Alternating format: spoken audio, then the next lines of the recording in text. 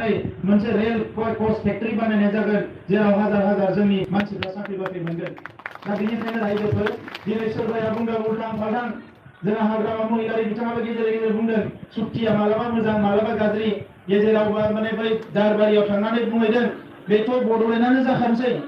BTR मुं मोनसे समाव एरिया डिस्ट्रिक्टमोन डिस्ट्रिक्टफोरखौ लानानै दानाय दा बुंदों रिजन बड'लेण्ड टेरिटरियेल रिजन बियो बेसेबांबा मोनसे गिदिर मोनसे ओंथिखौ बुजायो दा नंखायनो रायजोफोर जोङो स्टेप बाय स्टेप फैदों बिएससि लाबाय बिटिसि लाबाय एसे गोजौआव दायो बिटिआर लाबाय जोङो कुनु मोनसे काउन्सिलाव डिसिएसपि नि पावार गैया नाथाय जोंनियाव दिनै डिसिएसपि नि पावारा फैनाय लोगो लोगोनो फाइनान्सियेल पावारा फैनाय लोगो लोगोनो बियो एसे गोजौआव फैबावबाय दा बेफोरखौ नायनानै दिनै आलादा रायजोखौ गारनाय मानाय सारेन्डार खालामनाय बायदिसिना खोथा बुंदों दा गोदो जायफोरा गारनानै सुक्ति खालामबाय बिथांमोना बेफोर खोथाखौ बुंजाया आलादा रायजोआ बड'लेण्डआ जोंनि बिखा बिख्लोआवसो थायो जोङो खुगायाव बुंनानै बेखौ ओरैनो दलद जिरायना थाबा जानाय नङा जोङो गोरबोआव सोना लानानै बेखौ मोनफुंनो थाखाय हाबा मावनांगोन दा दिनै बावैसो जोंहा सानसुमा दामोनाबो मिटिं खुंनानै बुंदों बिट्रे खालामबाय थगायबाय जाथिखौ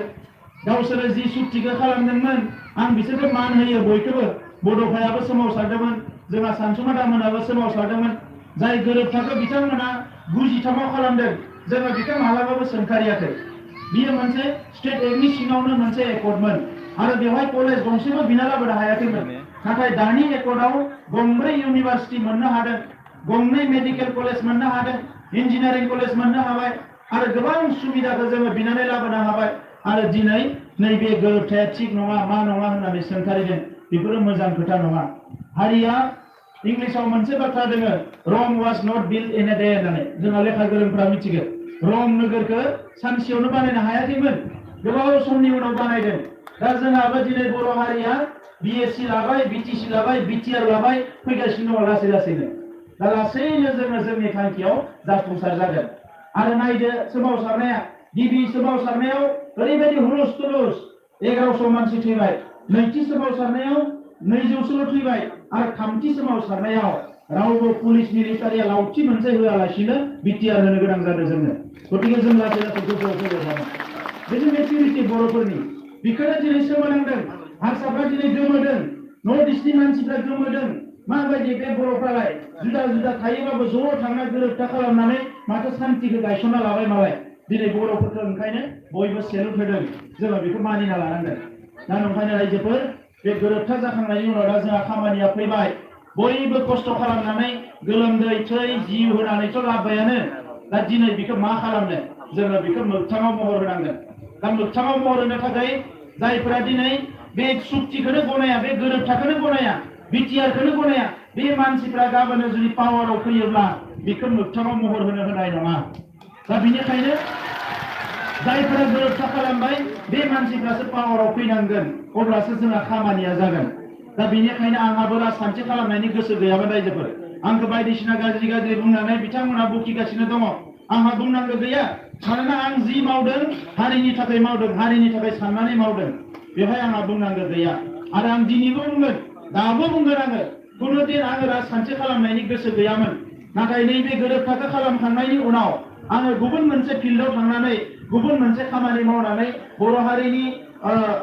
हारिनि जि जोंनि रिकगनाइजेसन सिनायथि बेखौ एसे गोजौआव लांबावनो हायो नामा बेबायदि फिल्डआवसो आं खामानि मावनो गोसोमोन नाथाय बयबो बुंबाय दिनै भारतनि मानसिफ्रा आसामनि मानसिफ्रा जे गोरोबथा खालामबाय नोंबो राजखान्थियाव थांनांगोन सोबख'नाय थगायनाय नासयनायफोरखौ बन्द' खालामनानै मोजां मोनसे राजखान्थि खालामनांगोन जेरै एबसुआव थानानै मोनसे अहिंसा सोमावसारनायजों मानसि थैयालासे थै होआलासे बिटिआर मोनबाय दिनै राजखान्थियावबो थांनानै गासैबो जाथिफोरखौ लाजोबनानै मोनसे सोलायनाय लाबोनांगोन बिदि होननानै आङो गोरों गोरों मानसिफ्रा आंखौ नारसिनदों दा बे हिसाबैनो दिनै आङो राजखान्थियाव फैबाय जोंहा आदा इउजि ब्रह्मआ गोबाव समनिफ्रायनो हमथाबोबाय जोंनि नैबे राजखान्थि हान्जाखौ बे सोमावसारनायावबो लाबोबाय दिल्लीयावबो लांबाय दिनै जोङो गोरोबथा खालामनायनि उनाव जोंनि माखासे मानसिफोरखौ दिनै बिथाङा जोंखौ लाना फैनानै राजखान्थियाव सोनानै होबाय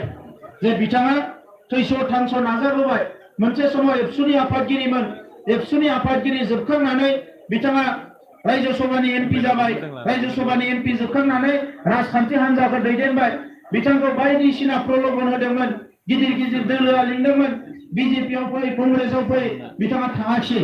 बिथाङा बुंबाय जे हारिया जेराव दं आं बेवहायनो थागोन हारिखौ माबायदि दैदेनलांनांगौ बेयाव रावबो कमप्रमाइज खालामनाय जानाय नङा बे खोथाखौ बुंनानै बिथाङा थाबाय दा दिनै नैबे गोरोबथा जानायनि उनाव जोंखौबो बुंबाय सोरबा सोरबा बिजेपिया गोरोबथाखौ खालामनानै होबाय बिजेपि जानांगौ सोरबा सोरबा बुंबाय माने बे गासैबो सुक्ति खालामग्रा लिडारफ्रा बिजेपियाव हाबनांगौ बिजेपिनि जाना खामानि मावनांगौ गोरोबथाया होमबासो मोगथां महर मोनगोन नाथाय जोंहा मानगोनां बिथां आदा इउजि ब्रह्मआ जि मोनसे आदर्शजों फैदों दिनै जोंबो एनडिपिनि बारग' आफादगिरि गबिन्द बसुमतारी आं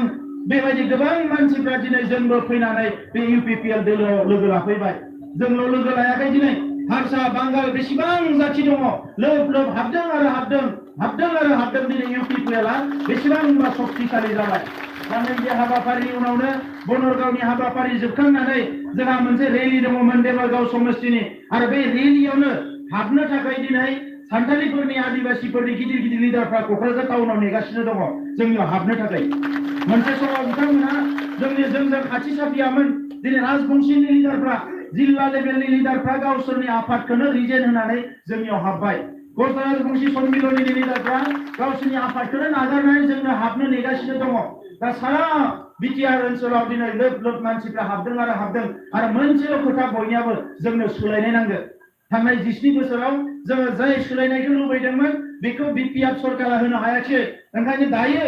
इउजि ब्रह्म बिथांनि दैदेननाय जे इउपिपिएल आफाद बेवहाय नोंथांमोन जों बयबो लोगो नांना हाबनानै बे दोलोखौनो सिगाङाव लांनानै जोङो सोलायनायखौ लाबोनांगौ बेखौ गुबुन हारिफ्राबो गासैबो गनायजोब्बाय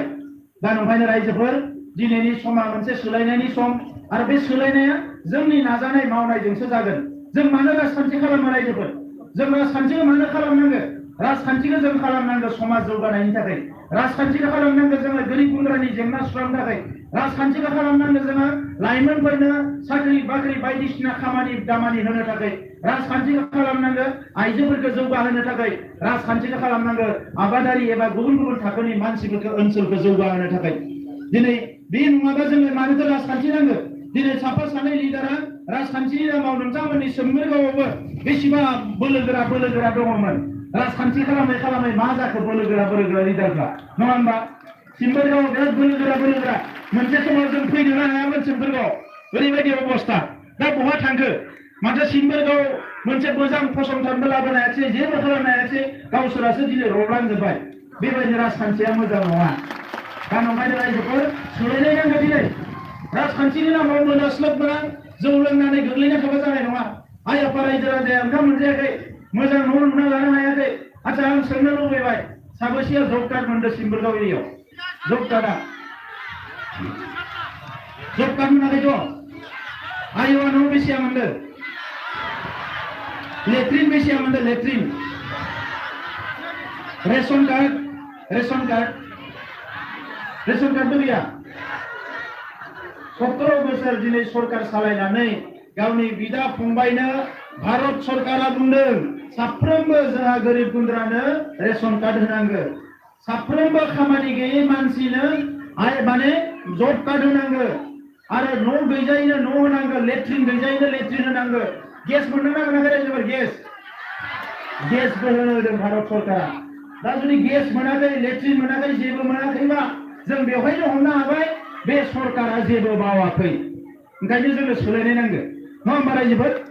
जोंनो सोलायनाय नांगौ दा नंखायनो आं खोनायो इलेक्सन फैबा दाथ' राजखान्थियाव आंबो जइन जाबाय इलेक्सन फैबा लायनो जोंनि सेल्फ हेल्प ग्रुपफोरनो 5,000 10,000 जासियोनो लिडारफ्रा फैनानै नंगौ दा नंखायनो आं बुंबाय बे 5,000 10,000 नङा इउपिपिएलनि गभर्नमेन्ट फैबा 75,000निफ्राय 1 लाख होगोन जों सेल्फ हेल्प ग्रुपनो मानोना गभर्नमेन्टनि स्किम दङ बे आं होनाङा बेखौ भारत सरकारनि स्किमानो दंखायो होमबासो आइजोफ्रा माबा नङा माबा मावनानै जौगानो हागोन दिनै गोबां खामानि मावनो हायो न'आव थानानैनो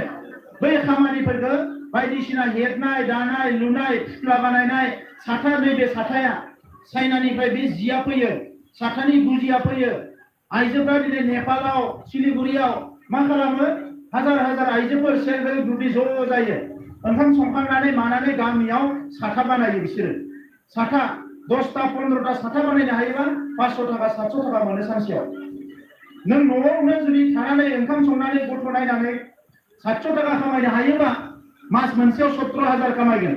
500 टाका खामायनो हायोबा मास मोनसेयाव 15,000 खामायगोन अब्लाथ' न'खरा मोजां जाबाय ना नैफोर खामानिखौसो सेल्फ हेल्प ग्रुपनो होनांगोन आबादथिलिया खनसेनिफ्राय खननै मावनो हाया बेसेबांबा जोंहा दै दङ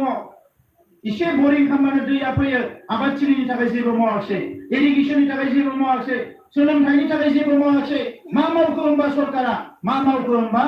दिनै जोंहा बिटिसिनि सिबानो क'क्राझार टाउननिफ्राय जागायनानै चिरांसिम हाफोरखौ बायग्लुंजोब्बाय गासै हाफोरखौ आंखौसो बुङो बेपारि कन्ट्रेक्टर माबा माबि बुंना रायो आंखौ दाखालि बुंदों आं थगायसुलानो आंहाथ' थगायनो जेबो माने गोनांथि गैया रायजोफोर सोमावसारग्रायालाय मानो थगायनांगौ आरो गावनि बिदा फंबायखौ थगायनायनिख्रुइ न'आव उन्दुना थानायानो मोजां मानो थगायनो खिन्थु बिथाङा मोनसे बाथ्रा थगायदों आं मोनसेल' बुंना थांसै दा मोजां इउजिदाया बिबुंथि होगोन आं गुबुन जायगायाव थांनोसै मा थगायदों होनबा 5 बोसोर सिगाङाव बियो बुंदोंमोन गोदान हाबा जानायफोरनो आसाम सरकारा थलासे सना होयोबा आं थलानै होगोन होननानै बुंदोंमोन ना पेपाराव गिदिर गिदिर ओंखारदों टिभियाव मोनदोंना मोनाखै सनाखौ बे 5 बोसोराव जिखिनि हाबा जाबाय बयबोथ' सनाखौ मोननांगौमोन होनबा बे थगायसुला जागोन ना जायासै थगायसुला जाबाय आं गुबुन खोथाफोरखौ बुंला दा रायजोफोर मालायनि गाज्रिखौ जोङो बुंना मोजां मोना मालायखौ सोंखारिना मोजां मोना दिनै मोजां मोनसे थासारि फैबाय बयबो अनलायनानै जोंनि समाजखौ मोजाङै दानांगोन ग्रोम ग्रोम दानांगोन जोंनि मानसिफ्रा आइजोफोर जा हौवाफोर जा बिराद खस्थ' खालामनो हायो नाथाय बिसोरनो खामानिखौथ' होनांगोन ना खामानिखौनो होआबा मा खस्थ' खालामनो बेलाय दा दिनै बिनिखायनो लासै लासै लासै जोंनि रांखान्थिया जोबलांदों सेंग्राफ्रा न' गारनानै गुबुन जायगायाव खारलांनो गोनां जादों खामानि नागिरनानै दा बेखौ जोङो गावनि जायगायावनो मोजाङै खालामफिननांसिगोन आरो खालामनो गोसोबा बेखौ हाथारो